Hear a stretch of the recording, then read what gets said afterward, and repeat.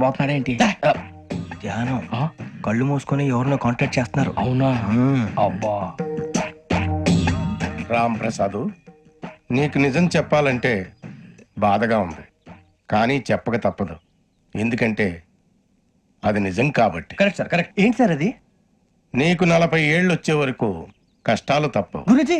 అవి మామూలు కష్టాలు కావు, అష్ట కష్టాలనే చెప్పాలి.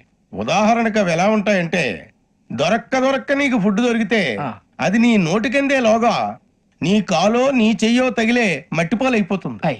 నీ వాకలికి తట్టుకోలేక అప్పు కోసం ఎండను పడి వెళితే అక్కడ తాళం వేసి ఉంటుంది. మరో కఠోరమైన నిజమేమిటంటే, నీ దరిద్రాన్ని చూసి భరించలేక నీ భార్య లేచి వెళ్ళిపోతుంది. ఒక్కతేనా ఎవరితోనన్నా? తప్పు. అతని దురదృష్టాన్ని చూసి ఎగతాళి చేయకు రమణ. Sorry sir. ఇదయ్యా రాంప్రసాద్, నువ్వు ఈ 40 ఏళ్ళు ఈ నరకాన్ని అనుభవించక తప్పదు. 40 ఏళ్ళ తర్వాత అలవాటైపోతుంది. ఇక నువ్వు వెళ్ళొచ్చు.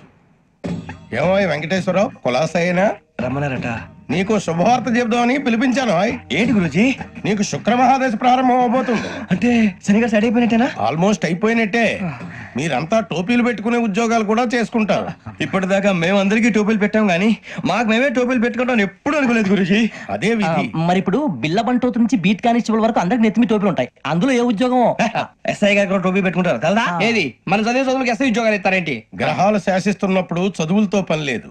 ఏబిసిడీలు చదివినా చాలు మీ జీవితాలు విచిత్రమైన మలుపులు తిరుగుతాయి. మీకు విపరీతమైన ఫాలోయింగ్ వచ్చేస్తుంది. మీరు చాలా ఫేమస్ అయిపోతారు. వింటానికి చాలా బాగుంది. ఇప్పుడు మమ్మల్ని ఏం చేయమంటారు గురూజీ? ఏమీ చెయ్యదు, వెయిట్ చేయండి. కాలం కలిసి వస్తే అదృష్టమే మిమ్మల్ని గేలం వేసి పట్టుకుంటుంది. అంతవరకు వెయిట్ చేయండి. వెయిట్ చేసి కొంచెం వెయిట్ కూడా పెరిగింది. అయినా పర్వాలేదు, వెయిట్ చేస్తాం.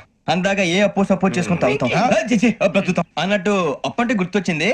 అప్పు మీద మీ అభిప్రాయం ఏంటి గురూజీ? ఏంటరా కింద నుంచి మీకు ఎదుగుతున్నాను రా. ఇక్కడేం చేస్తున్నారు?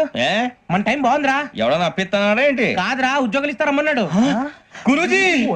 చూసారా, చౌదరిగా చెప్పింది నిజమే. మరి శుక్రమాదేశ్ మొదలైంది.